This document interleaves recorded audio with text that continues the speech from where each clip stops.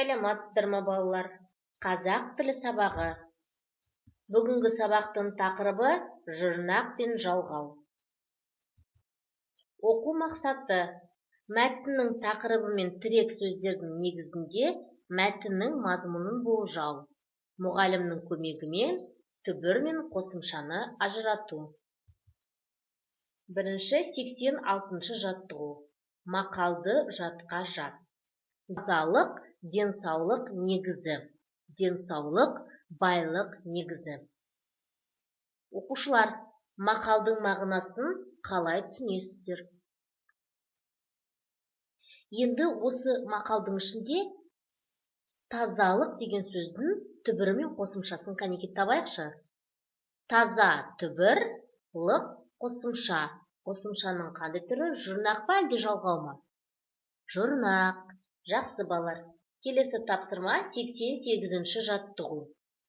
Өлеңді көшіріп жаз. Ерлігімді мұқалтпай, елдігімді жұқартпай, еңсемді еркін ұстауды қалай ойланбаспын мен.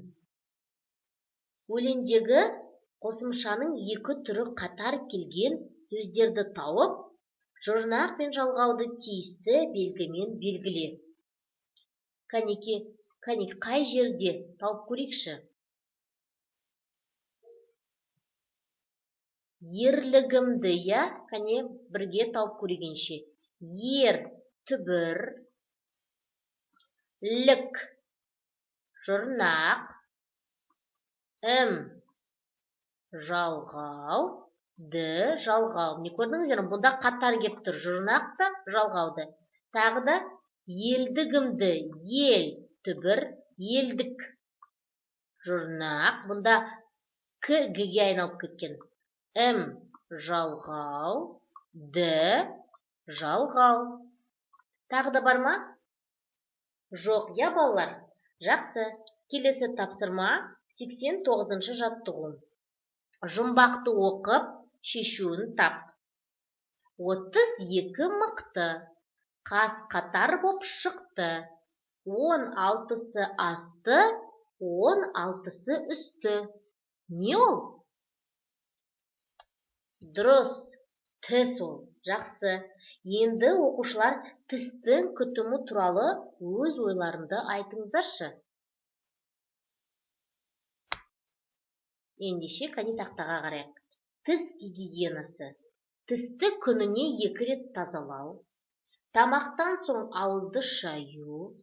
Ыстық тамақтан соң су ішпеу. Қатты заттарды тіспен шақпау.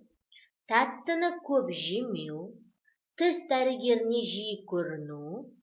Әркім өзінің жеке тіс щеткасын пайдалану. Жақсы. Келесі тапсырма 90-шы жаттығу. Коньки теуіп жүріп, байқамай бір қызды қағып кеттің. Ол құлап қалды. Осындай жағдайда сен не істер едің? Төменде сіздерге жауаптар берілген. Қараңыздар. Кешір дейсің де кете бересің. Келесі, қыздың тұруына көмектесесің, оның өзін қалай сезінетінін сұрайсың, және кешірім өтінесің. Және соңғы, мен әдейі істеген жоқпын деп, әрі қарай кете бересің. Осы 3 жауаптың қайсысын таңдайсыздар, балалар?